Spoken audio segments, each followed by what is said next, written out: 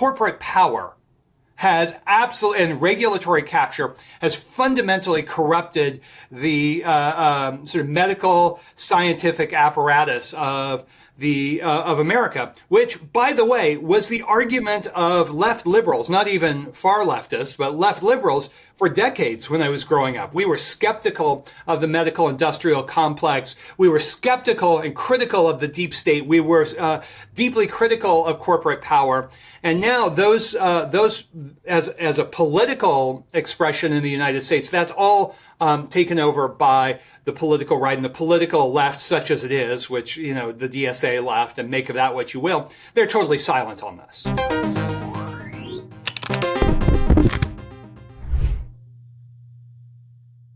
As it speeds up, capitalism needs more energy, more food, more labor power, more resources.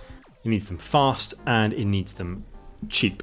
We're used to thinking about the economy as the buying and selling of goods, services, and labor power, mostly for money. But beyond that, there's a huge realm of expropriation, taking of things for free or as cheap as possible. This includes the supposedly free gifts of nature, much of the work of women, enslaved people, and the people who live at the other end of the supply chains that everyone in the rich world depends on. We got the cheap food of the modern world by taking advantage of these underpriced things. Capitalism doesn't just refuse to pay for these things, it can't pay for them. And so when people fight back, when the price starts to rise, capitalism falls into crisis. That's where we're heading now. But what does that mean? The future is complex, and much of it is not pretty. But there's also a kind of hope in there that we can begin to value the kind of systems and people and nature that we've all come to rely on. Jason Moore is the author of Capitalism in the Web of Life and many, many other essays besides. This is one of those really huge conversations you can have, not only with someone who is an expert in their field, but a truly vast brain. As always, I'll be adding things to the map throughout. So, Jason Moore. I want to begin with a sort of recent thing that has come out in the news, which is meal replacement drinks and protein powders. I think of these as, in some ways, the quintessential neoliberal foodstuffs. Meal replacement drinks, people familiar with brands like Huel and Soylent, perhaps, in America. These are objects that profess to give you everything you need from food. They are sort of complete meal replacements, all the vitamins, all the nutrients, and all the sort of protein that you might need, and perhaps even more protein than you might need for a sort of conventional body or something like this. The thing that came out was that these things are full of lead.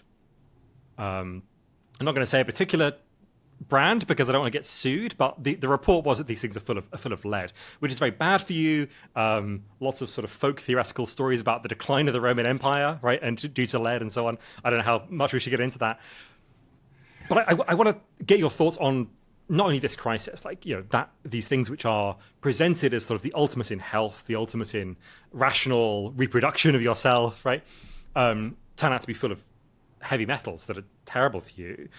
But also, how do you understand these objects? How do you understand this place we've come to where we have a kind of foodstuff or a kind of nature that is so precisely rendered to destroy the kind of reproductive apparatus and to make us into this kind of perfect functioning human being? How do we get here?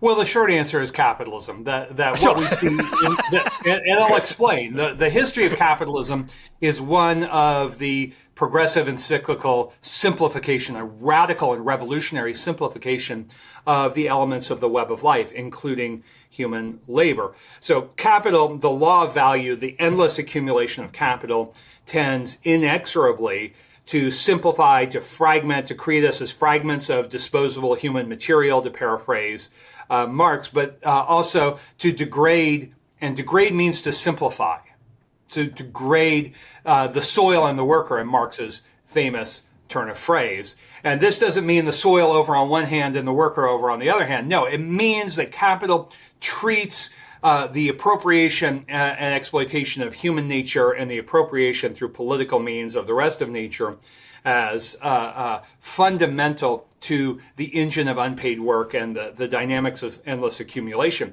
This manifests very, very concretely in hyper-processed food. Of course, everybody today is talking about ultra-processed food. It's commonsensical, if you're paying attention, that the more processed, the more the ultra-processed food is, the more toxic it is, even independent of the toxic additives that are inserted into those products, which are certainly not limited to meal replacement drinks.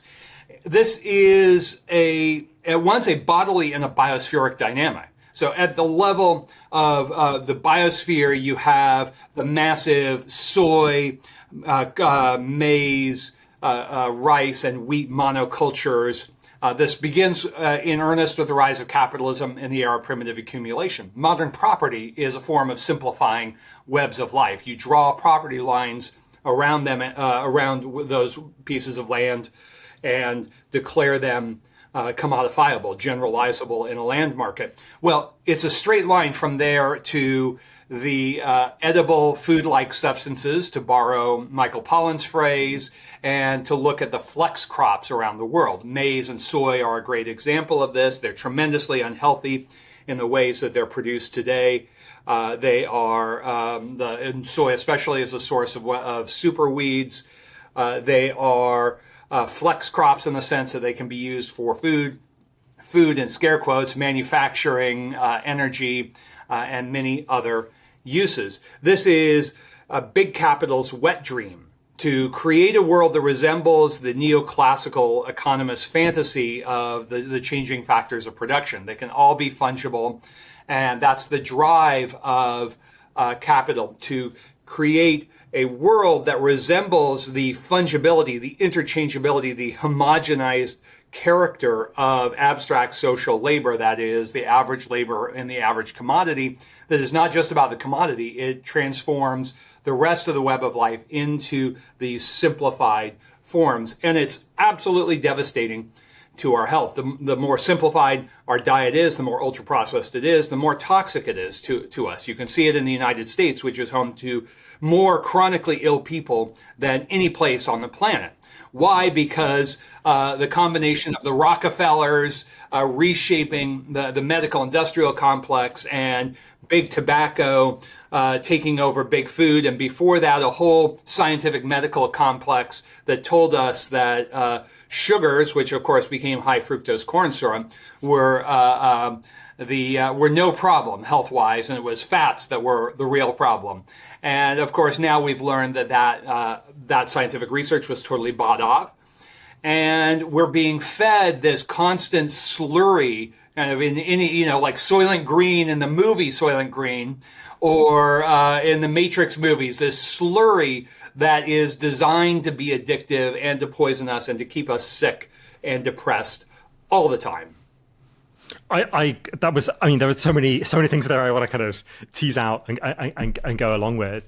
And of course, there's also that, if I think about Soylent a bit more, right? Like the original Soylent Green movie people perhaps have seen, 1973, comes at the high point of what we think of as Neomalthusianism.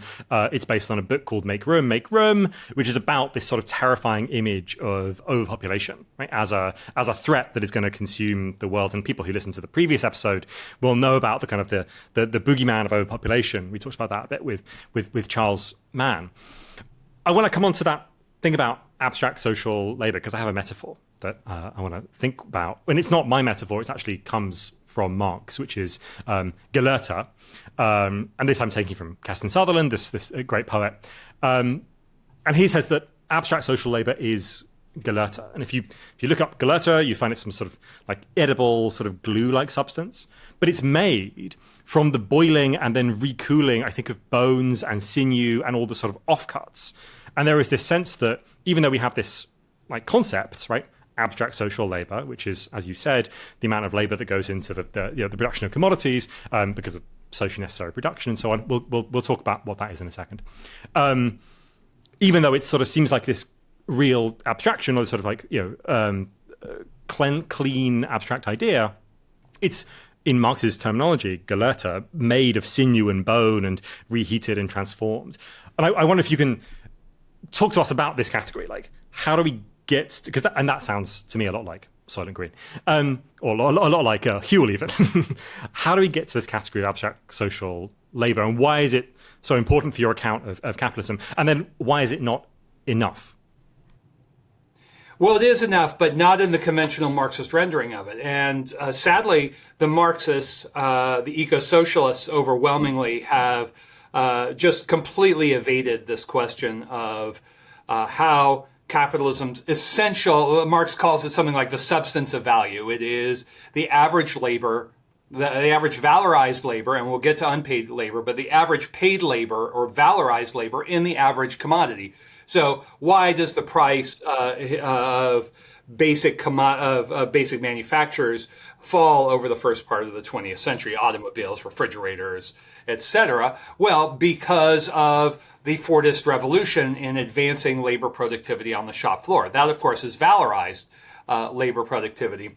And this is fundamental to, one would think, any Marxist and any eco-socialist approach. By the way, it mirrors in a petty bourgeois way or a professional class way the environmentalist reckoning of the energy inefficiency of capitalism. It takes 10, 15, 20, 100 calories to produce 1 calorie of food, depending on what that is.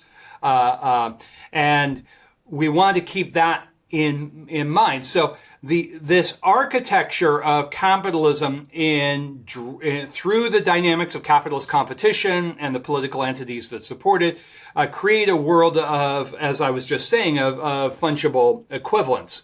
And that there is this stew from Marx. I haven't heard this phrase before. It's absolutely wonderful. This stew, or this gluey, sinewy stew that seeks to dissolve all concrete, specific labor practices into this kind of ether, or this what I call in my book, Capitalism in the Web of Life, the gravitational center of capitalism. That this law of value, where the average labor time and the average commodity has to be understood. This is the source of all Marxist theories of crisis, of accumulation crisis, and how capital finds its way out of those crises. All right. So the conventional view is wrong because it thinks that the money economy works in a universe of its own, and that this process of making the average labor time and the average commodity, the law of value, this dynamic of socially necessary labor time, it pretends that stands alone, and it doesn't. It depends on a regime of socially necessary unpaid work. The work, I use this in a soundbite kind of way, the work of women, nature, and colonies. But it's much more interesting than that soundbite from the great Marxist Maria Mies suggests. That there is a dynamic of political accumulation that is the beating heart of the capitalist world ecology, that is capitalism as a world ecology of power, profit, and life. And that political power we learn from Marx in Primitive Accumulation. We also learn from the work of great historians like Bob Brenner. There is a political force to enforce a regime, a socially necessary regime of unpaid work. Its gendered class dimensions have been taken up by Silvia Federici and her wonderful Caliban and the Witch. So far, the eco-socialists do not want to pay attention to this. In fact, they reject the idea that forests and streams and even human biological functions, and overlap with Federici's argument, are constitutive of this abstract social nature, this regime of socially necessary labor time. This is even, this flies in the face even of what Marx writes in a very, very, very famous, not obscure, famous passage of Capital 3, where he talks about surplus capital and the waterfall. And they want to say, well, Moore forgot about rent. Well, that's another discussion, but the central point that I'm making is about unpaid work. And that unpaid work is a source of labor productivity, because labor productivity is not all the productivity under capitalism. Labor productivity is an accounting measure that is itself a ruling abstraction that only counts valorized labor. It doesn't count all the unpaid work of women, nature, and colonies. So the Marxists tend to forget that the productivity of labor in any given pursuit, whether it's on Henry Ford's production line or on the Caribbean sugar plantations of the 17th century, the average labor time in the average commodity, the automobile or the hogshead of sugar, in their respective eras, the value in a capitalist sense is determined by all sorts of biological and geological processes mediated through labor. So the soil fertility is a big deal, but it's often misunderstood. And the existence of coal seams that can be easily picked clean through mining. That's another example. So it's going to be all things being equal, it's going to be a high productivity, labor productivity agriculture under sugar as long as the soils are fertile. Now, we need to go further than that, but that's a good place to start. So in other words, just to summarize, that the socially necessary labor time of valorized labor, that is the so-called wage labor, although it's more than just the wage labor framework. And Marx is absolutely clear about this, that it's more than just the wage labor framework. The socially necessary labor regime depends on socially necessary unpaid work delivered by what I call, again, in a soundbite kind of way, the femitariat and the biotariat, that is feminized unpaid work and the work of all life, including human biological capacities. So we have this sort of almost one-sided view of how value works, right? Even in the Marxist tradition, right, which is obviously trying to understand how a particular class of people, the proletariat, the working class, become exploited by capitalism. But there is this other dimension, which is appropriation, right, which is the identification and capture and utilization, all those things you were saying, of the full web of life, this full, biospheric surplus or vastness, and then the way that capitalism has to treat that as a kind of input into its production process is what you call cheap nature. And if you're not watching the video version or you're listening to the audio version, on the screen we've got food, energy, raw materials, and labor power. And these are what you call the four big cheaps. You then expanded them, I think, with Raj Patel in another book that sort of takes these same set of ideas and makes them, I guess, slightly kind of more straightforward in some ways, which is called The History of the World in Seven Cheap Things, which is a great book people should read. Very short, very succinct, very easy to understand as well. Thank you. I appreciate it. We worked hard on that part. We worked hard. Yeah. We started to say, well, we got to write a more popular version of this. Yeah. So look, cheap nature is widely misunderstood. Cheap nature is one part low in price. So how do the political mechanisms of capitalism, again, this is a question of political accumulation. Bob Brenner might not like my world historical riff on this, but this is straight up political accumulation. There is a political drive through imperialism, but not exclusively through imperialism, to reduce the price of food, energy, and raw materials. The four cheaps. The four cheaps are an explanatory mechanism. The seven cheaps are a kind of narrative, poetic device, and a beautiful one at that. That was Raj's brainchild. But the four cheaps basically lay out what every serious materialist economic historian understands, which is that a critical mass of price devaluation and supply augmentation occur preparatory to every great wave of capital accumulation in the modern world, going back to the 17th century. So you have to have food and labor are tightly linked because, of course, the price of labor is directly attached to the price of food.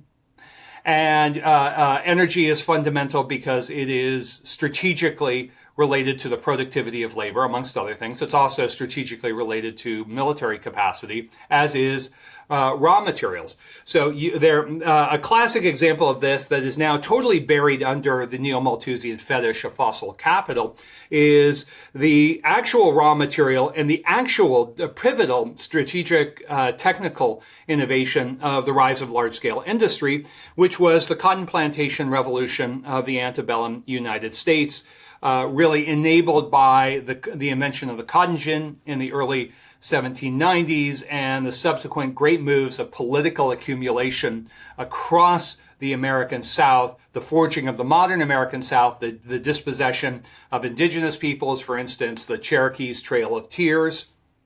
And what was the result?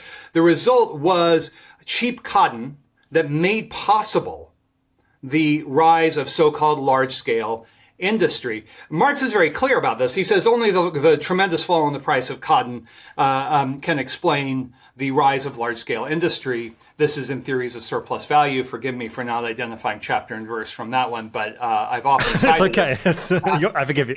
And why is this important? This is not a woke argument. This is not a white supremacy. Like, okay, yes, race is in play in all sorts of interesting ways.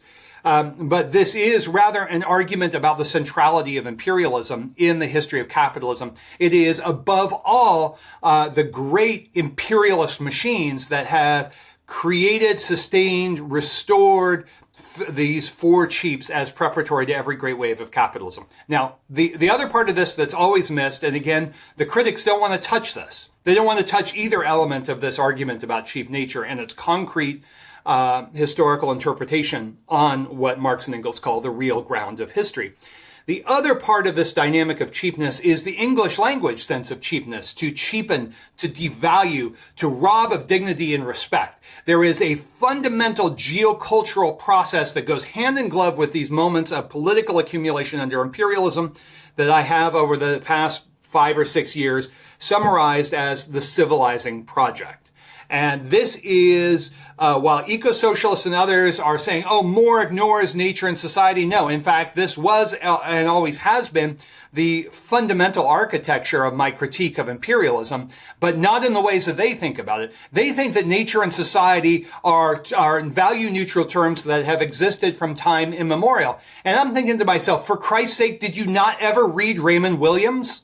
Raymond Williams is very clear about this, right? That technology, nature, society, all of these kind of conceptual pillars of modern ideology form precisely in this moment of the birth of modern imperialism, which after 1550, which was also an era of climate change. So this civilizing project does what? It declares the rest of the world savage, stupid, warlike, and that is a thread that goes all the way from indigenous peoples declared as natural to the Cold War with the Slavic and East Asian Easts being declared as stupid, irrational, warlike, everything else. It continues to this day with the designation of great enemies, with terrorism and all of this. So we have a conceptual architecture that is a way to narrate the cultural and ideological history of capitalism through civilizing and developmentalist projects that is hand in glove with imperialism and its economic history of the four cheaps. So we have, on the one hand, a collection of scientific processes that, sort of scientific processes that are embedded within and come to constitute the history of imperialism and capitalism that construct a distinction between what is cultural, what is valuable, what is worth paying for, what is worth of dignity, and outside that, nature can be appropriated, stolen, reorganized, sort of as you see fit. And then it's this. There's a sort of feedback loop, right, between, on the one hand, the question of scientific development, and on the other hand, a collection of economic projects which are designed to actually go out and appropriate and take and cheapen in both senses, right? Food, energy, raw materials, and labor power. Yeah. Let's talk through the kind of the history there, right? Actually, no, I want to do something else. Sorry, I'm gonna zoom us up to the present day, right? One of the big salient things in the let me just zoom across my little diagram here. One of the big salient things that happened in the 2024 American election is that for a very long time, Trump came out and started talking about groceries, right? And he was like, I won't do a Trump impression. I have done before, and it's got bad reviews, so I'm gonna not do that this time. He says, people talk about groceries, a very simple word. It just means what you buy. And the groceries are going up in price. And you've got this argument about these different waves of the structure of capitalism, starting, let's begin with the Dutch wave, a sudden kind of like way of appropriating nature, the British wave, sudden kind of way of appropriating nature, American, and sort of onwards.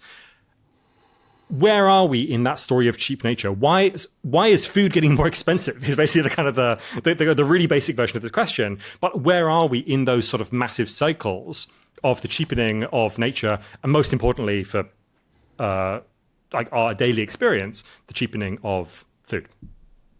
Well, food obviously is central. The price of food is obviously central to political stability, something that we've known all the way from the great peasant revolts of the 14th century throughout the history of capitalism. So the capitalists today should be very concerned about the price of food, and they are not. Although Trump was astute enough on the campaign trail to, of course, speak to that issue. Here's what was left out of capitalism and the web of life, although it's implicit in there, and I do speak to it, is the dynamic of the centralization of capital.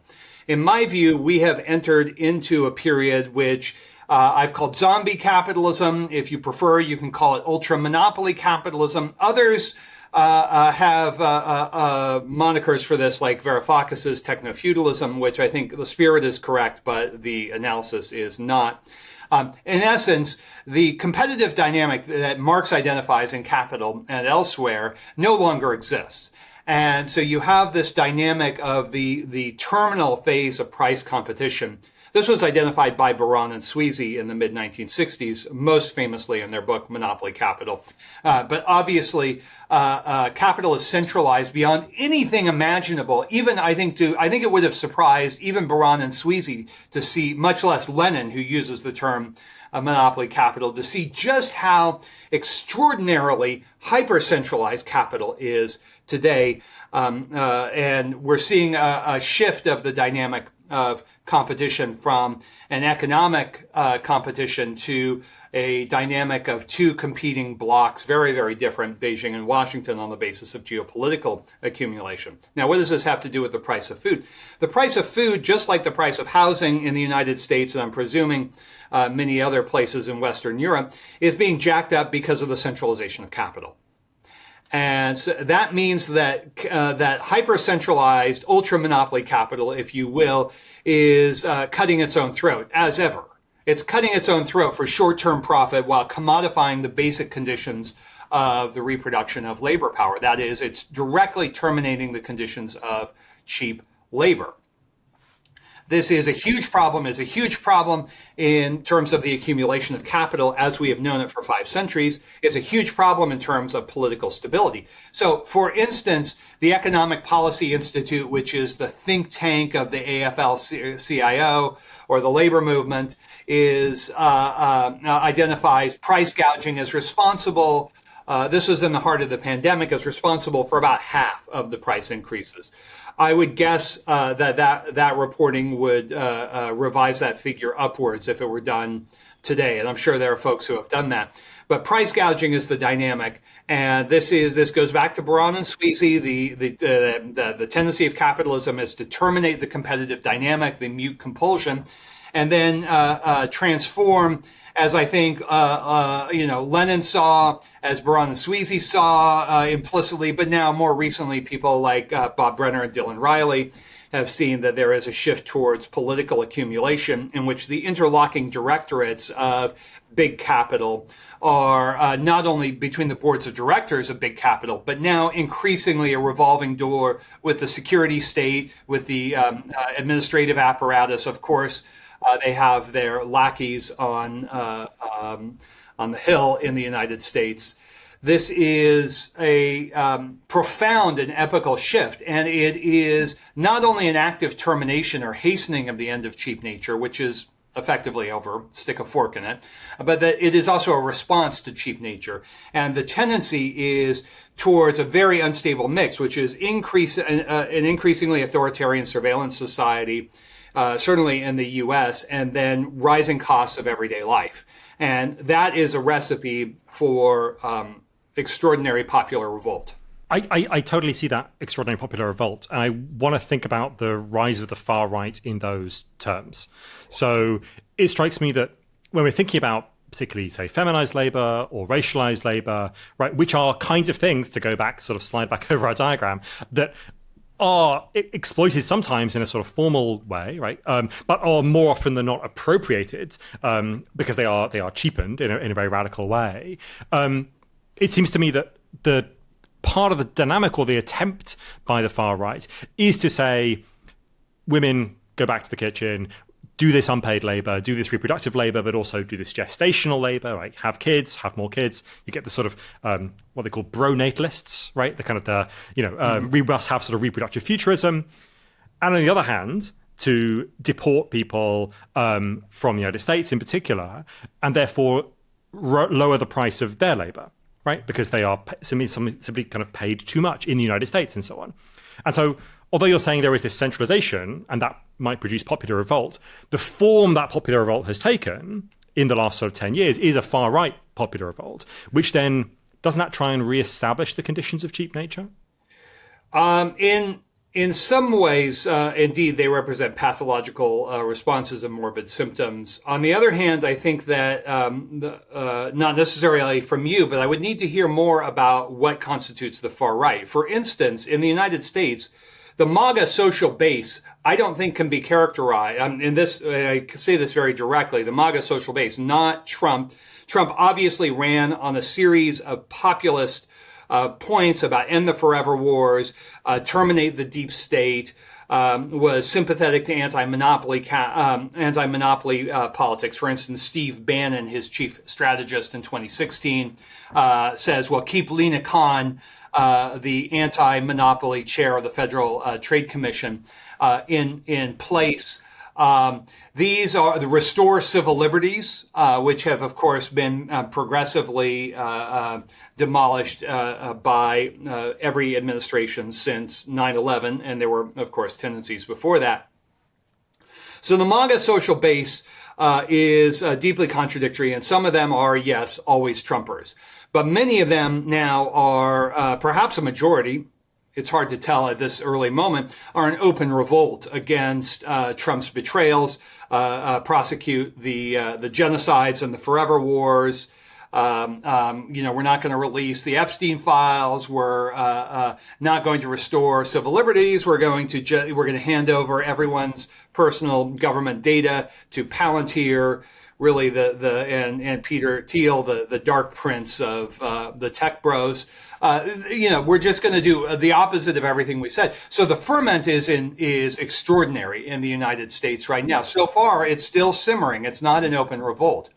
And yes, so the mainstream of the GOP and the mainstream of the Democratic Party want the immigration situation to remain intact so that they can run on that, because both sides think that they can win. Yes, Trump deploys Gestapo-like tactics of ICE onto the streets of Los Angeles to go round up day laborers trying to get a day's work at Lowe's or Home Depot. Okay, yeah, that actually has attracted the fury of a huge segment of the MAGA social base and some of its key political figures. This has also come up with his prosecution of old wars and the starting of new wars, something he didn't do in the first term.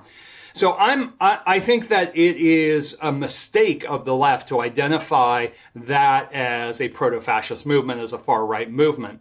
For lots of reasons that are specific to America, but also specific the American tradition of libertarianism, etc., where you have to remember the American working class hates the police state with a fury and has always armed itself in opposition to the security forces, both privatized and public, of the ruling class.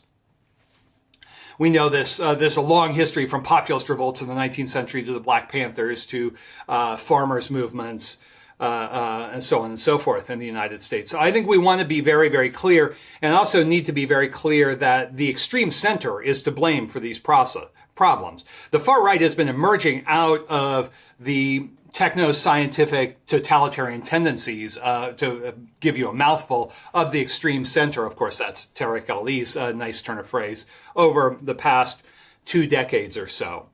And so I think we want to be very careful about not falling into, say, Ursula von der Leyen's rhetoric of, well, they're far right, they're Russian stooges, so we can just steal the election and destabilize the election. We've seen that now twice in Romania and Moldova. So we want to be careful about how we deal with that. And frankly, the left is also most of the left became part of the extreme center anyway. The Social Democrats engineered neoliberalism, refused to fight against that tendency all along. You know that in Britain better than most, right? I mean, what's New Labour but a neoliberal party? But I slightly balk at the idea that there isn't a sort of like a far right project here, or that like because there are various kind of conspiracy theories. There is a far right project. For sure. So how does it relate to the rise of cheap nature? Sorry to talk over you. But it's not the MAGA social base. Europeans think that the American working class is fascist, and that's just straight up a political and analytical miscalculation. I don't think the American working class is fascist, right? That's not my claim here. But like, there is a far right project. But okay, so you're identifying it in a different place to the base, right? You're identifying it as a kind of like techno utopian, or not utopia is the wrong word, right? A kind of a techno surveillance dynamic inside capitalism. Like it's more Peter Thiel than it is rural, blue collar workers in Philadelphia who voted for Trump, right? That's the distinction, or is that not the distinction? Oh, I mean, it's not at all the blue collar. It's first of all, let's remember that Trump increases significantly his vote totals amongst every demographic of working class workers of color in the last election. That's explicable through a long leftist history of the critique of Bonapartism and all of that. I think that that's wrong in this case. I think that Trump has revealed himself not as a far right figure, but as the totalitarian avatar of the extreme center in office. Okay, because he continues to prosecute the wars, defend the genocide, and so on. Like this is build out the security state. I mean, still to this point, the Democrats have deported more people than the Republicans, and that's not to whitewash anything. It's simply to point out that every administration that we've seen in recent over the past 50 years in the United States has become more authoritarian, more totalitarian, and let's make sense of it on that basis. I guess I just don't identify the Democrats with the left, right, in any way. So I don't think no, they're neither the would left. I. That's my whole point. That the Democrats are an extreme center. The Democrats and the Republicans are avatars of the extreme center. There's different flavors of totalitarianism. I mean, it was Biden who brought us to the brink of World War III, and Trump ran against that, saying we're going to declare peace, and then, of course, continued exactly the Biden-era policies with some little modifications, which we can talk about. Sure. What are those modifications that you think are significant? Well, I mean, you can see his speech that we're not going to write blank checks for $100 billion for the NATO war in Ukraine. We're going to make the NATO European powers pay for it and therefore buy American weapons. Now, it's also a contradiction because the American defense industrial base is now clearly the third most effective defense industrial base in the world, despite having this bloated budget where money just disappears left and right. That the United States is not prepared to provide the war material on any sustained basis. So let's make the Europeans pay for it, and my buddies in the Trump thinks my buddies in the military-industrial complex can continue. Who are the first and second? Can continue to profit. Who are the first and second most significant industrial bases? Oh, well, China and Russia. I mean, in terms of actual effectiveness and ability to produce, you can see that the U.S. defense industrial base can't build F-35s so long, each of which has 735 pounds of rare earths. There is a cheap nature dynamic to it, which of course is politically constituted, and the Chinese and the Russians and their allies control most of the strategic supplies of raw earths and other crucial metals like titanium and tungsten and all of that. And that will inhibit the sort of the further expansion of the American security apparatus? Well, it's one cheap nature point of fracture of the American empire in the present moment. I mean, the Chinese have a $5 million missile that can sink or disable a $14 billion, Gerald Ford aircraft carrier.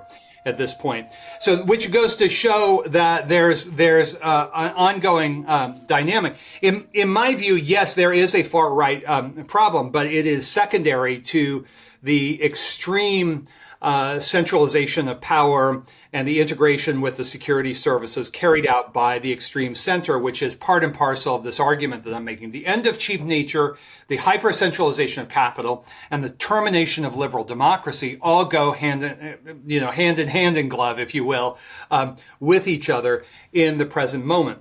So this is a dynamic of cheap nature, but that has to be teased out in multiple ways. Otherwise, you end up with a silly Neomalthusian argument, like the world is running out of oil. Well, it's not running out of oil. And in fact, we're headed to peak oil. The world economy is headed to peak oil consumption. But the question was always the cost calculus of that, which is back to Marx and socially necessary labor time and the political determinants of that. I mean, that's really interesting you said that, because, of course, the price of oil is one of those things that seems to resist reduction to the a labor theory of value very straightforwardly, right?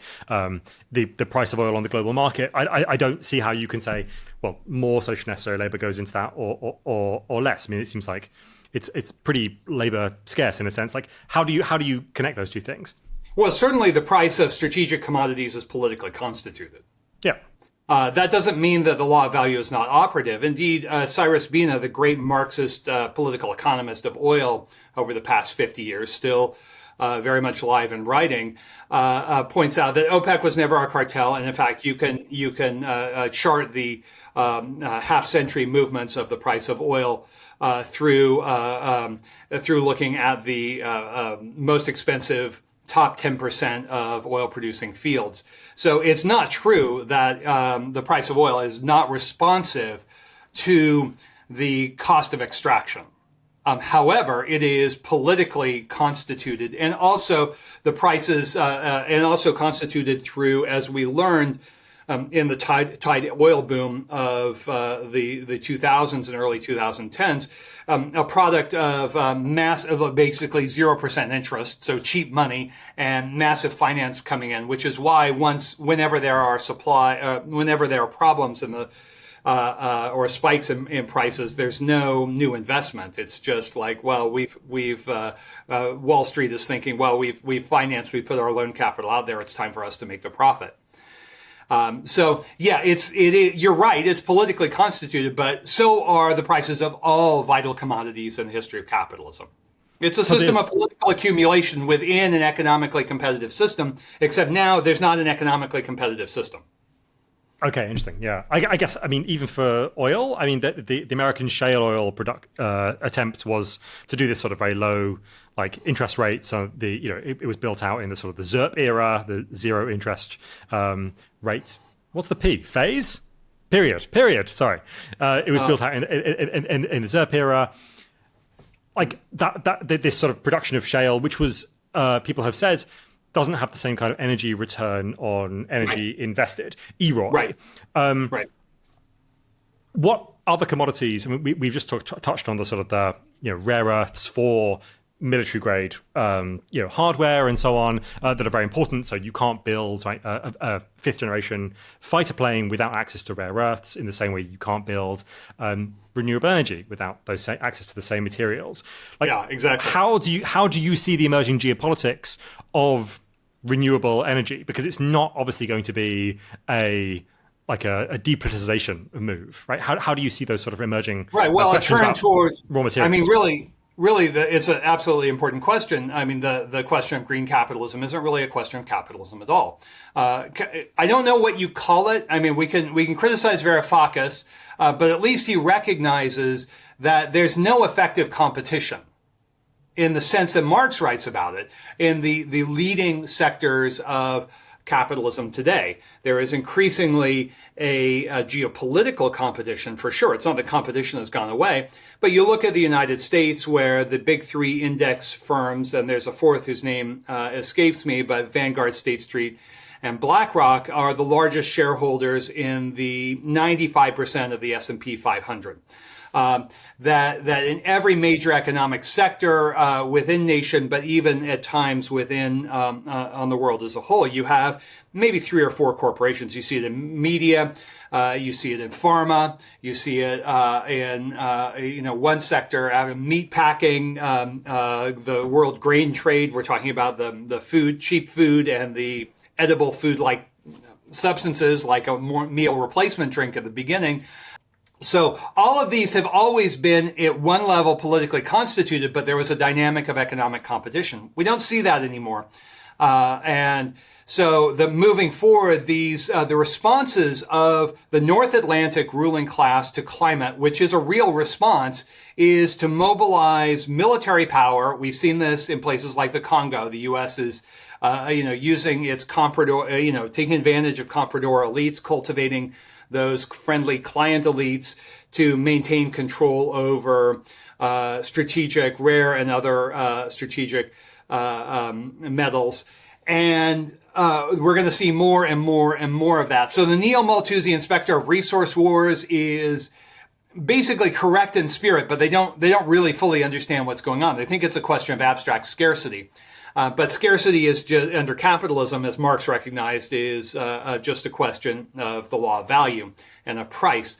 So what we're seeing is from Beijing and from Washington, and linked to the Davos strategy of climate change, of imposing climate lockdowns, going to Europeans to central bank digital currencies, to all of this stuff, is a dynamic of creating essentially in the capitalist West, of creating a dynamic, prosperous top 10% of the population. That's a brave new world for them, and it's 1984 for everyone else. And that's how they want to adjust to the climate crisis. I do want to hear your thoughts on... That's where green capitalism comes in.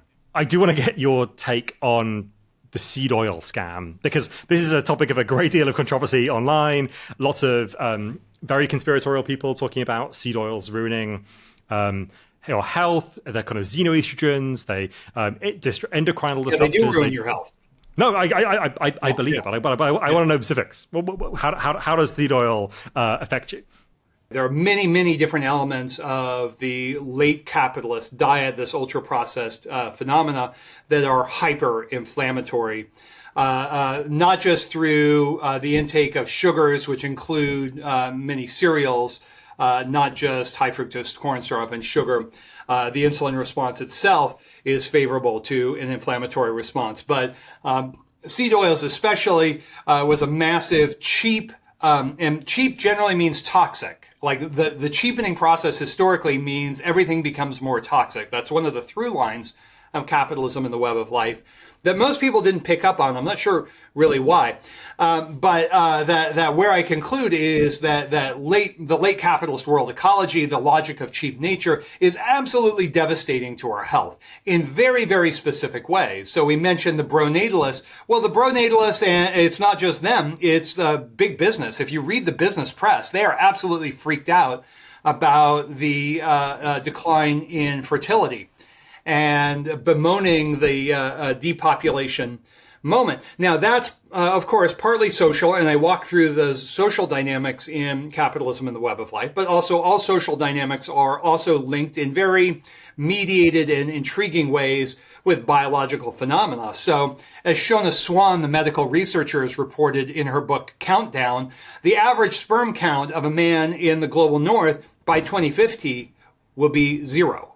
Now, even allowing for some measure of exaggeration, it's very clear that the biological capacities for fertility are declining. We all live in what a good friend of mine and I call the metabolic shit show. We live in a metabolic stew of PFAS, of plastics, of heavy metals, of the endocrine disruptors, from herbicides and pesticides. I'm sure we can include more good old-fashioned particulate pollution, especially with the heavy electric vehicles in play. The Chinese will probably figure that one out. But we are in the midst of this extraordinary metabolic shit show that is devastating human health. And that was part of my argument for the crisis of capitalism's long-run cheap labor regime in Capitalism in the Web of Life. So the standard American diet, it has a great acronym, SAD. Yeah. The standard American diet is certainly a significant and major factor in the fact that the Americans are the sickest, the most depressed, the most unhealthy people on the face of the earth of major countries. Of course, not people experiencing genocide for a completely different reason. Yeah, I mean, I think maybe what you're picking up on, and correct me if I'm wrong, is that there are people who lock into one factor. Oh, it's all seed oils, it's all this, it's all that. No, it's the whole metabolic shit show. I think with this kind of thing, like there is a version of it that seems like it tries to locate the reason why seed oils become central to the production of like ultra processed foods in some sort of conspiracy that people are trying to lower seed count. They're trying to reduce virility. They're trying to reduce masculine sort of potency or something like this. This is, of course, merely a side effect, right, of a process that is really about trying to restore the question of cheap food and the appropriation of cheap nature.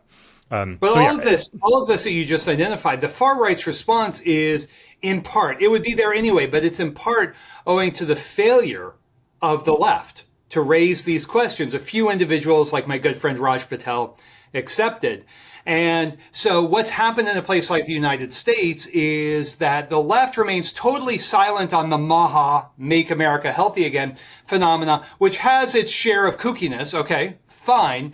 But what's RFK's major point? It is that corporate power has and regulatory capture has fundamentally corrupted the sort of medical scientific apparatus of America, which, by the way, was the argument of left liberals, not even far leftists, but left liberals for decades when I was growing up. We were skeptical of the medical industrial complex. We were skeptical and critical of the deep state. We were deeply critical of corporate power.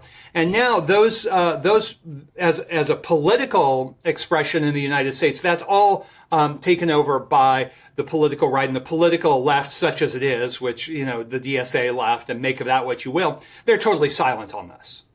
Right, on the sort of the what Raj Patel calls the exposome, right, which is the collection of sort of toxins and pollutants that flow through our lives, that flow through our bodies, and transform who we are, right, in all kinds of negative ways. And the health crisis. I mean, you know, that there won't be, even Raj won't speak out about MAHA, except to denounce RFK on this or that question. And that's fine. We all get to draw our own conclusions. And like I said, I'm not endorsing any kookiness, but I am saying that the core critique is one that was held by the left for a long time. And the left has absolutely failed on all of these public health and socio-ecological and climate questions. Over the course of, and if people can't see the diagram, I'm very sorry for you, but I'm going to talk you through it, right? We have these different cheap nature regimes. So we start with the Dutch Republic, right, which has cheap grain from Poland, domestic peat, and so on. We have this wave culminates, but then it starts to essentially destroy its own preconditions. So we get this process of rising costs. And you go through in the book a whole collection of sort of ways in which capitalism destroys the rise, makes those cheap nature strategies sort of self-terminating. So get wear and tear, we get accumulating capital rising too fast, the reproduction of capital accelerates beyond the speed limit at which nature can sort of keep up. And then capital accumulation itself becomes more wasteful, right? These are your 4 different mechanisms. So this is how we kind of leave a boom period or leave a period of cheap nature. Next one, you get Britain. Next one, you get the US, and so on. These are all different cheap nature regimes. Where are we in this sort of cycle? Right? So we have this cycle here, which is a wave of accumulation, the exhaustion of conditions, and then you have to produce new imperialisms, new scientific revolutions, and new agro-industrial revolutions. Where are we today in our cheap nature cycle? What kind of new imperialisms, what kind of new scientific revolutions will we have? What kind of agro-industrial revolutions are coming down the pipe? Absolutely. Well, we've seen the failed in a particular sense. We've seen a series of initiatives over the course of neoliberalism that have failed to restore the conditions for capital accumulation in the old ways. So let's remember that what I have done is to construct a series of propositions, to identify a series of patterns, to offer a preliminary model, to understand or to begin to make sense of the present conjuncture in the 2020s. I would add to that fourfold explanation of the rising costs of production. Of course, all of those also express themselves in forms of class struggle from above as well as class struggle from below. The mistake is to view, say, class politics as separate from this law of cheap nature and the crises of cheap nature and the crises of overaccumulation. Essentially, what the book does is identify the dynamic of overaccumulation and then ask, well, how has capital resolved these? And the short answer, the very, very short answer, is imperialism. Not just in a narrowly political and military sense, but as you show in the chart, these trinities of capital, science, and nature. So science is reinvented in every era, as Marx properly foresaw, that science becomes a force of production, that it's a handmaiden to capital, and only a move towards a proletarian science, I paraphrase, but that's basically what he says, where the science of man and the science of nature are one, can we build a transition towards socialism? So in the present moment, what do we see? We see out of this model that the crisis of cheap nature is a crisis of overaccumulation. So those two parts go together. How does capital respond? Through hypercentralization, and we see that's an economic fact, and through the effective termination of liberal democracy, so the gutting of civil liberties, the banning of unacceptable speech, the emergence and development of a full-throated military intelligence surveillance complex, which has been building for a long time, but really came up in full throttle after 9/11 and the calls for total information awareness systems, which was then privatized through the CIA and its venture capital firm In-Q-Tel, which amongst other things puts the Google Earth part of Google into business, which puts Palantir into business in the early 2000s. Sorry, Palantir just inherits the total information awareness system, right? So it literally privatized it. The total information project then is privatized, and directly this is based on the reporting of Joshua Levine, whose wonderful Surveillance Valley is fantastic, and many others. Whitney Webb is another one. I don't always share their politics, but their reporting seems to be quite sound. And the CIA's venture capital firm, yes, the CIA has a venture capital firm called In-Q-Tel, puts Palantir into business with a $4 million investment in the early 2000s. And of course, that's so we have this dynamic where, for instance, the top 50 corporations in the world, their market capitalization is equivalent to about 30% of world economic activity. I realize that's apples and zebras to a certain degree, but it gives us a sense of just the enormity of the centralization of capital.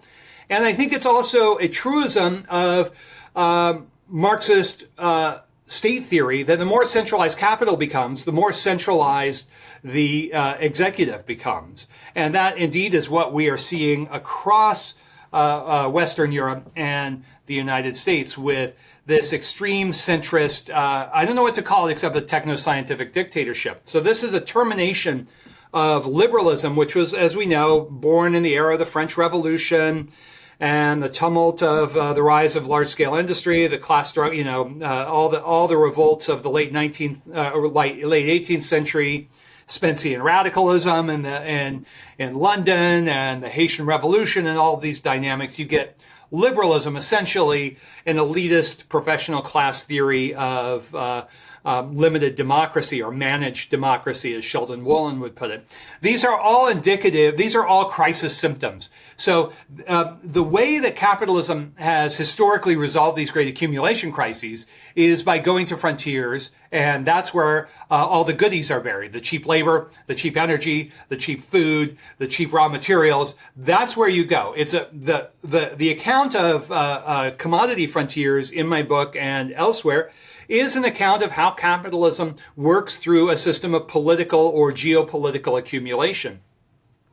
The tragedy is that there's a whole school of Marxism that calls itself political Marxism that doesn't want anything to do with these arguments, but in fact these are What I'm arguing is straight up a version of what they're arguing. It's just I don't think it all is contained within nation states.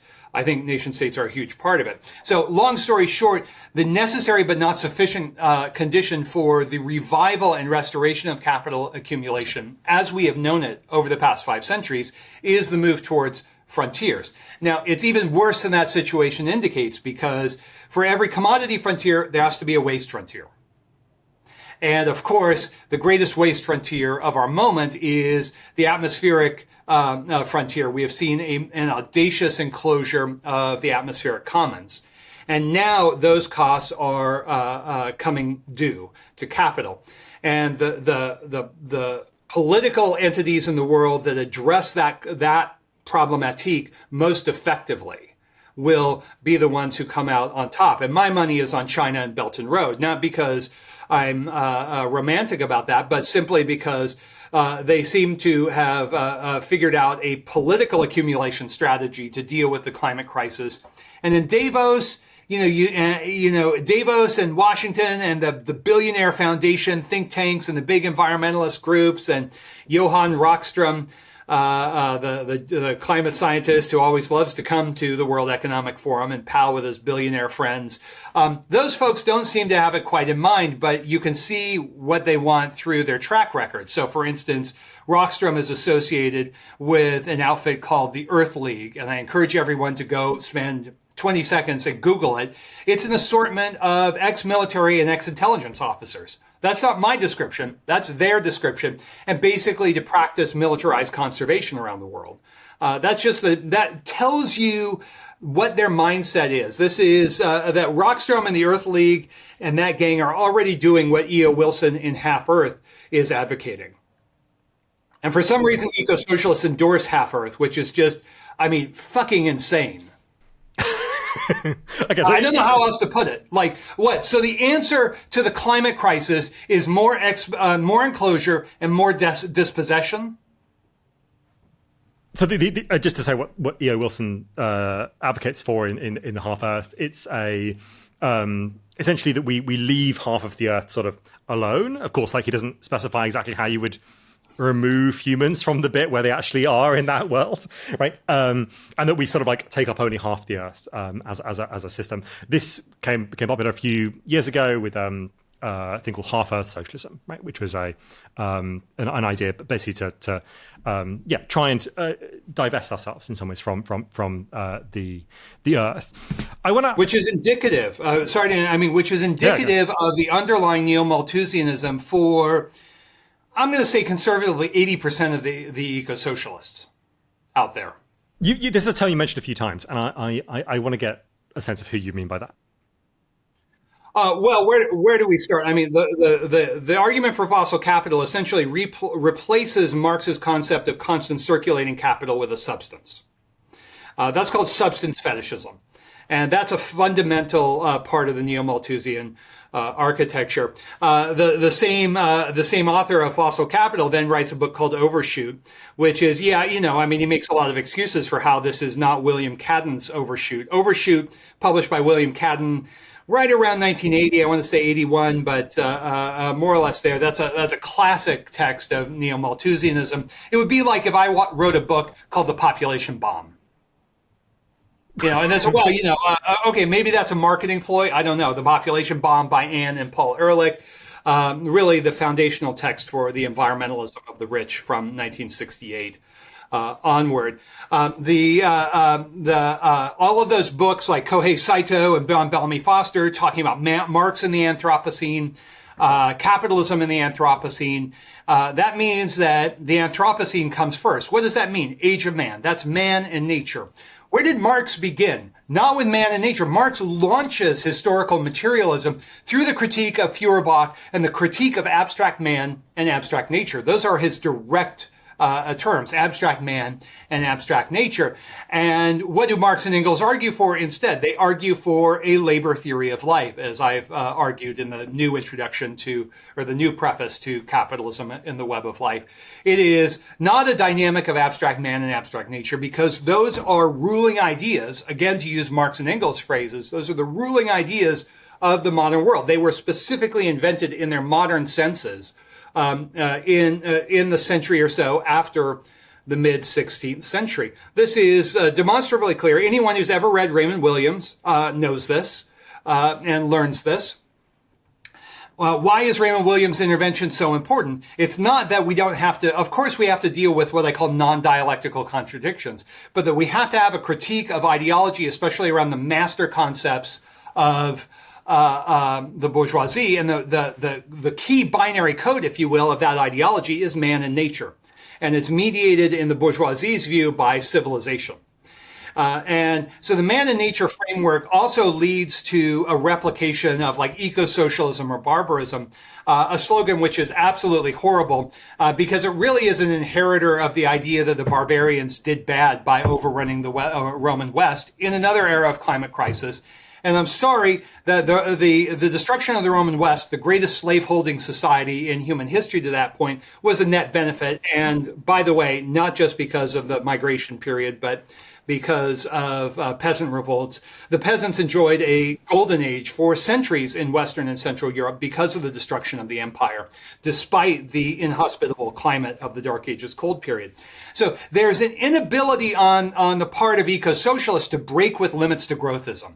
The famous limits to growth, the famous Club of Rome 1972 text, which uses the model developed by Jay Forrester of the military-industrial complex in the U.S., coming out of MIT, the country's leading military contractor, academic military contractor at the time.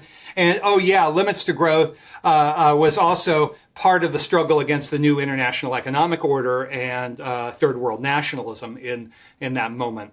And what did they want? They wanted, and the Club of Rome and the Trilateral Commission and all of these folks coming out of the Stockholm 1972 conference were straight up about this. What do we want? We want planetary management. Which has been rebranded since then as planetary stewardship, because stewardship sounds really warm and fuzzy.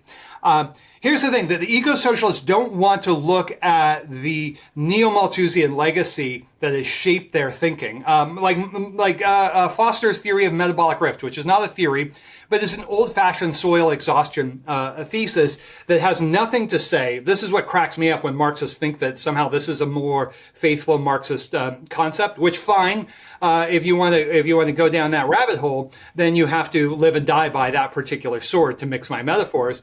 There's no conception of the specificity of labor power in maybe the most widely traveled eco-socialist concept, the metabolic rift. It's just labor in general. And this is an argument that I made in different forms in in Capitalism and the Web of Life. What's terrible about this is that none of them actually want to look at these long-term dynamics of political power, the political constitution of capital accumulation in the Web of Life, which in the present moment of climate transition, let's not kid ourselves. The 0.1% have a vision for how, in the Imperial West, have a vision for how to deal with the climate crisis. And the folks in Beijing have a vision for how to deal with the climate crisis. So let's stop pretending that the ruling classes have no way of addressing the climate crisis. They absolutely do. And in the West, it is to balance the costs on the bottom 80% of the population. But through the forms of securitization, or through forms of like how does that work? Yes, military power, of course, is one part of it. Retrofitted versions of the carbon market model, which itself comes from the pollution credit model of the United States in the 1970s, through new rounds of climate austerity and what my friend Farshad Araghi calls forced underconsumption. That you must limit your consumption. By the way, this is not just for the Congolese. This is for the bottom 80% of the American population, of the British population. We see this in the imperialist centers as well, where austerity has already been rolling out. And while on the one hand, it sounds very kooky when the populist right says the environmentalists want to take away our hamburgers, metaphorically, that's absolutely right. That there is a political project on the part of the big foundations, of the Davos and apparatus of the eco-industrial complex worldwide, the billionaire foundations, the big NGOs like Conservation International, etc. Their project ultimately rests on global surveillance. So look at the Environmental Defense Fund, for instance. Their big claim to fame, you can see it on the front homepage of their website, is a satellite that will engage in global surveillance. that the same surveillance technology that is linked to the tendency to build a dystopian police state is the surveillance apparatus that is necessary, we are told, for global sustainability. Global sustainability is at war with democracy. So whatever it looks like, it will be for sure anti-democratic. And don't think I'm just projecting. I mean, Jorgen Randers, who was one of the co-authors of Limits to Growth in 1972, wrote a report for the Club of Rome, the 2012 report, saying we need less democracy. As if, we have an abundance of democracy at the present, as if the climate crisis hasn't built precisely during the neoliberal era of the increased gutting of liberal democracy and the destruction of the socialist or working class left.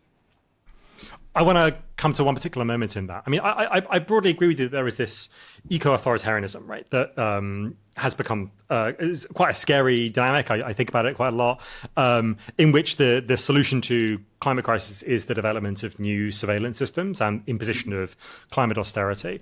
One particular kind of moment of that I think relates to this satellite question is a famous article from a long time ago now, 1992, I want to say, The Coming Anarchy, by Robert D. Kaplan, which attempts to locate a sort of source of social breakdown, I think largely in West Africa. Been a while since I read this, but like essentially in West Africa, and as deforestation happens, and says the social destabilization in the immediate post-Cold War, 1992, is due to deforestation, and that this gives, at least in some readings, right, an excuse for the US to take its massive surveillance architecture, which is developed through the Cold War, in order to look at Russian missile bases and so on, to understand the Soviet buildup. It gives them something new to do, right? It gives them a collection of these satellite systems. It gives them something else to surveil, and a new kind of threat to justify the level of enormous capital expenditure that has been happening throughout the Cold War. Is that sort of part of or is that sort of a moment of the same sort of tendency that you identify? Oh yeah, absolutely. This is a shift towards, and we can quibble over it, but it seems like the outlines are very clear. Bob Brenner is making a version of this argument. Varoufakis is making a version of this argument. There is a shift towards political accumulation. When you have a civilization that cannot yield increased prosperity, or even the promise of increased prosperity to the rest of the world, as we do with capitalism right now, the possibilities of co-optation are become exceedingly limited.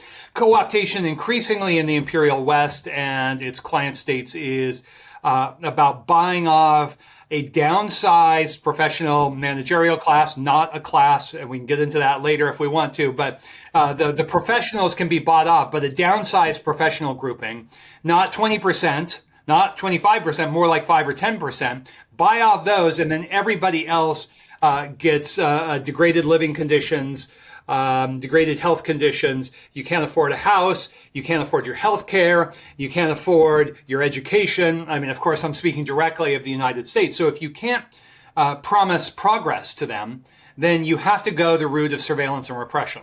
And that's what we've seen. And that's what we're seeing. This is in the United States. Every new administration implements increasingly repressive policies, one after the other after the other. I mean, look, Obama comes in. What does Obama do? He bails out the bankers. He puts 5.1 million families out on the streets.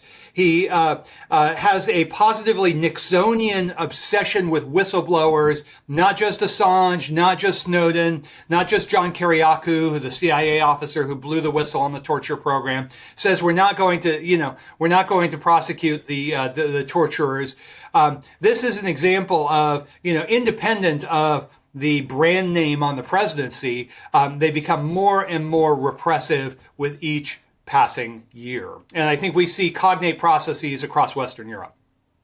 I want to come to so that's sort of one side of it, right? That's what you have to do in this era of failing cheap nature, right? In which agricultural output is becoming less successful, in which cheap energy is becoming more difficult to find for a whole collection of reasons we went into earlier, including sort of political reasons, but also including sort of more profound sort of value dynamics. Raw materials are changing their forms, and indeed the Chinese, right, have lots of control over rare earth minerals. And then labor power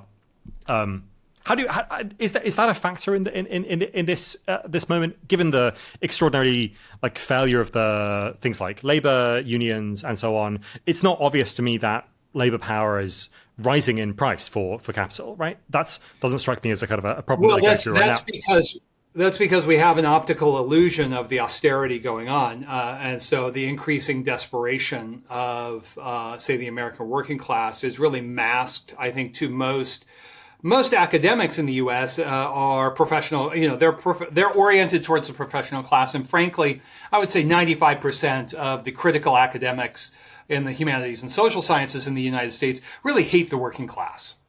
And so, there are very, very few people who are talking about this ongoing reproduction squeeze. That the cost of living keep going up, which is just increasingly squeezing, not just economically at the margin of survival, but also politically squeezing the working class. However, it's not taking, and this might speak to your point, it's not taking the old-fashioned response of socialist politics, etc. Why? Because, as we know from the 70s, you know this in Britain with the experience of that the Labour government and measures, that no option no longer exists, or I'm butchering the title, but the active connivance of MI5 and MI6 and the British military and the CIA in dirty tricks in the UK in 74 to 76. But it's not limited to that. That what we've seen is the whole scale decapitation of the political left. And where it wasn't conducted via repression, it was conducted via elaborated forms of what Francis Saunders calls the cultural Cold War. That is the massive intrusion of the billionaire foundations, the NGOization of politics, to basically create a kind of political class of professional NGO operators who make sure that the rest of the left doesn't actually develop, say, a socialist working class politics. You end up with DSA type professional class socialist politics, which is fairly milquetoast, if you ask me. And so there is that all of what we're seeing in here is a response to what Joran Thorburn once upon a time called the intrinsic capacity of the working class, which he was right, Marx was right before him. The intrinsic capacity of the working class continues to rise, but its actual or hegemonic capacity is not yet there. And that's the big question. So, yeah, labor is at the center of all of these dynamics. And in fact, in China, we can see it's hard to get good data on labor unrest, but it does start to look like the Chinese have figured out a way to cut the Chinese working class into some share of the benefits of China's extraordinary ascent in recent decades. There's great concern in China from the legacy of the Cultural Revolution of the power of anti-elitist mobilization, and I think rightly so. So we're in this moment where I think for a lot of folks, I mean, Richard, I'm so grateful you asked this question, where labor seems epiphenomenal, but I would say, in fact, that everything about my argument says it's more significant than ever, but it can't be the old formalist economic reductionist conception of class, which again is widely embraced by the eco-socialists. So I guess I'm not saying it's epiphenomenal, or what I'm saying is... No, I wasn't trying to put that on you. But what I'm asking, I think, is... It seems clear to me that food prices are rising, right? People have just experienced that very viscerally for the last sort of 5 years at least. It seems that energy prices we're getting to the end of the sort of cheap money boom, right? In which you can finance new energy infrastructure. Certainly in the UK, energy prices spiraled a lot. We're getting to the end of a period of sort of easy raw materials, in part because there is a peer competitor now for Western capitalism in the form of China. And so the question I was trying to get to is are labor costs rising in some sort of less formalizable way? Is that part of the crisis of cheap nature for capitalism now? Or is actually labor costs going down, but everything else is going up, and so we still have this crisis of cheap nature? So there are different ways of looking at this problem. Thank you for that clarification. So useful. There is actual wage rates, which you are right, are suppressed. And then there are the actual... So those are very short run. And of course, in the long run, we're all dead, as Keynes said, but those are all very short run phenomena. So in the United States, the minimum wage hasn't budged for over a decade. So on that standard, what you're saying is absolutely correct. At the same time, The other way of looking at this is the reproduction costs of labor. And those, to your point, rising housing prices, rising energy prices, rising food prices, those are going up and up and up. And as we know from Marx, quantity affects quality. And there's only so far that dynamic of what I've called a Robin Hood in reverse, of robbing from the working class, robbing from the poor, and giving to the rich, can go on without provoking a significant and catastrophic moment of popular revolt. Now, here's the wrinkle that I would add to that dynamic of labor and political crisis and political revolt obtains not just across the history of capitalism in moments of unfavorable climate change. It occurred in the 17th century, for instance. This is the era of the English Civil War, the Fronde in France, of endless war on the continent, of popular revolts from Paris to Beijing. This also occurred in the era of the Icelandic volcano, the Laki Fissure, and the Dalton Minimum in the 1780s, 90s, and into the end of the Napoleonic Wars. An era of tremendously bad climate in the North Atlantic, and also a moment of endless war and popular revolt. Before that, and we can go through this again and again, I mean, in Britain, you can look at Wat Tyler in 1381. This is one of the climate class revolts of the moment. In this era of the 14th century, there were over 1,000 insurrections, large, medium, and small. Of course, Wat Tyler was a spectacular example where the peasants and artisans won most of the time. They won their demands about 70% of the time. But more importantly, forced Western Europe's empires, bankers, aristocrats, kings to go and conquer the Americas because they had essentially been defeated around the labor question, a very different labor question than capitalism, of course, the labor question in 14th and 15th century Europe. This is a way of saying that there are short-run dynamics, and it's hard to read the tea leaves of those. But certainly the wage repression that was characteristic of neoliberalism, again, Bob Brenner and many other Marxist economists have done a great job on this point, can only continue for so long. And you see the development of a repressive apparatus, the militarization of the police in the United States conducted under Obama. You now have Trump deploying National Guardsmen to so-called blue states, Portland, Chicago, etc., to kind of normalize the intervention of the military in the affairs of state. But I would not say that's a far-right dynamic. I would say that's an extreme centrist dynamic. And in fact, many people who voted for Trump, the MAGA social base, they're furious to see the military deployed to these cities. It's like, that's not what we asked for.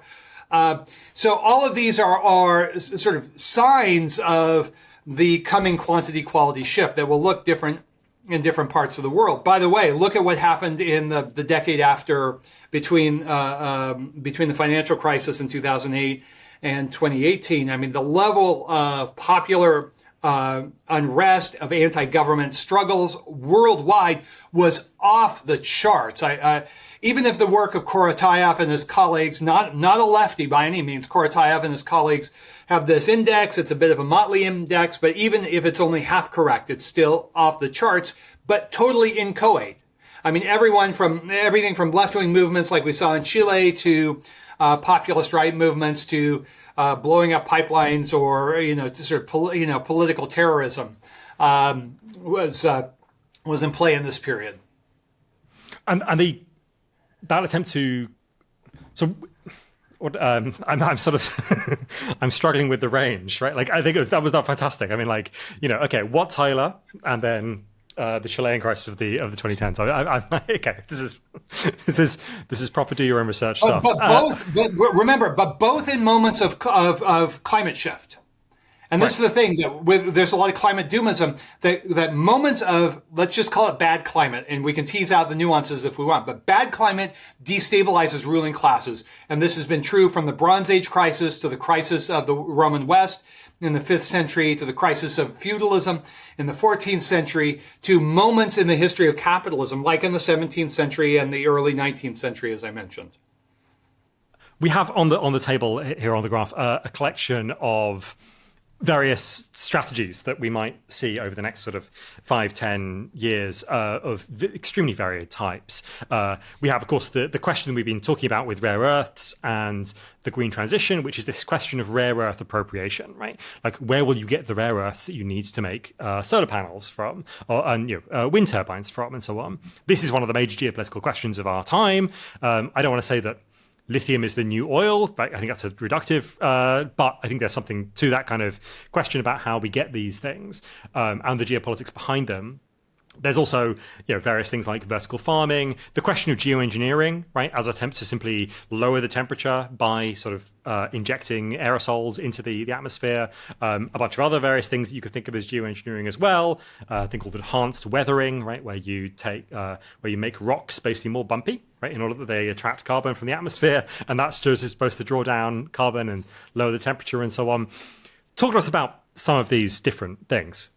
For people who are listening, synthetic meats, permaculture, vertical farming, synthetic biology, like, what do these strategies, where do you see these strategies playing out next 5 to 10 years as an attempt to restore conditions of good climate or cheap nature?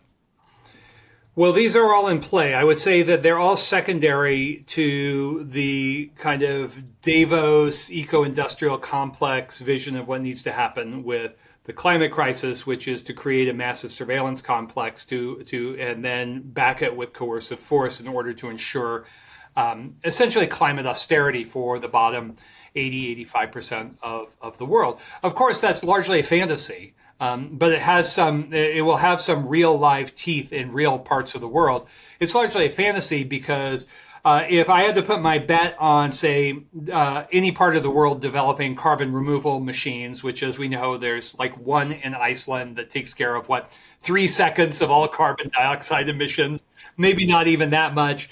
But if there was one place in the world where it would be scalable, it would come out of China, because they have a very directed strategy of sort of the political support, the popular support of scientific innovations. We're learning this seemingly every month or two. We get the bone glue that allows for the bones to heal fast. We get the primates reverse aging. We get the dark factories.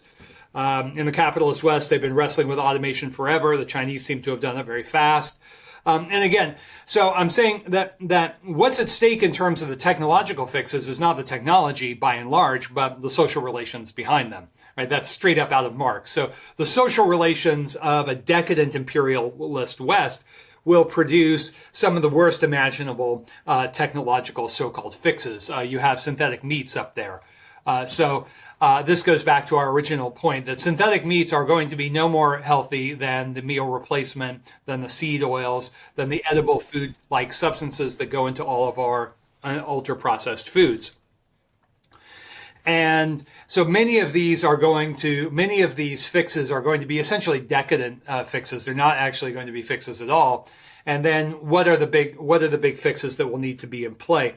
I think it's a mistake. I think that the climate maximalists who say that there's an existential threat and the doom is coming, I think they're wrong.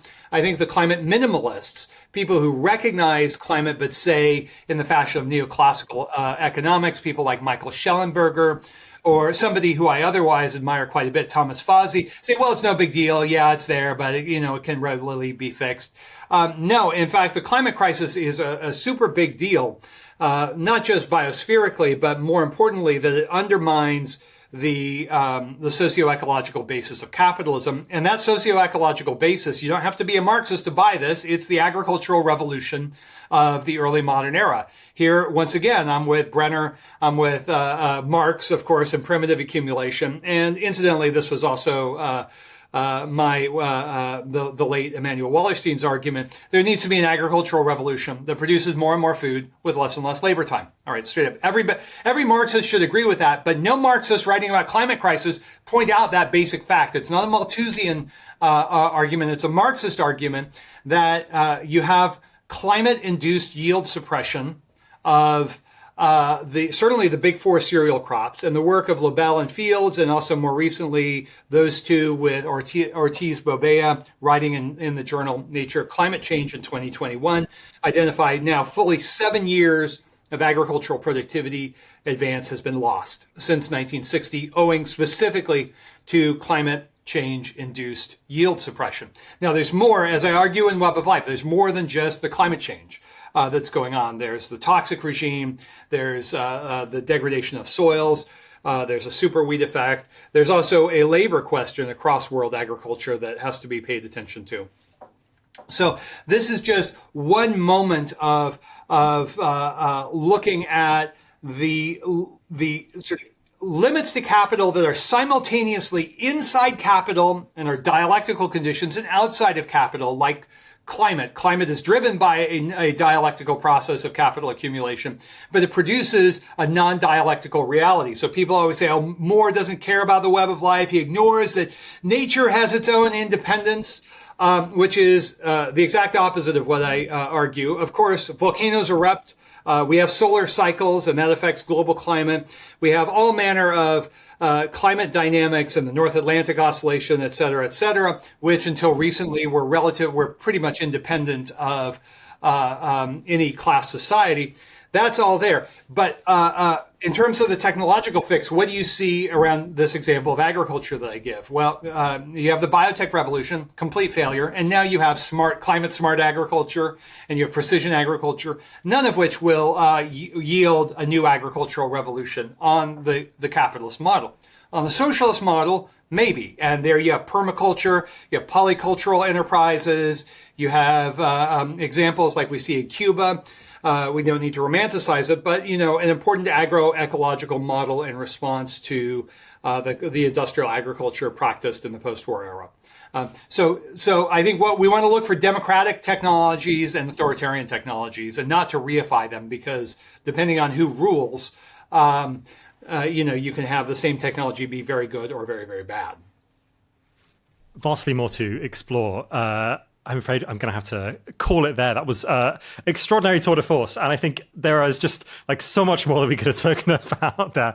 I didn't even get on to perhaps the scariest thing on the board, which is multiple breadbasket failure, right? Which is a hypothetical possibility where we simultaneously lose all the different crop regions around the world that feed almost everyone, right? And that being a kind of really a terminal event for the not necessarily for capitalism, but for the prospects of large-scale organized life on this planet.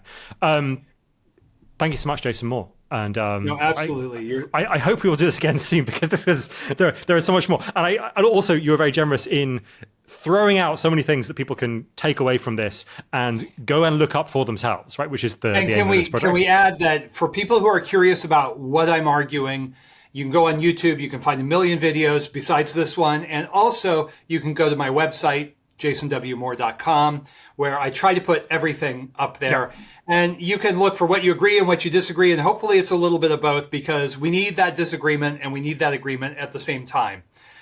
Yes. So that's what I would say. And do definitely go and read those articles, because they are extremely clear and actually very generous and really, really exciting. Thanks so much. Thank you.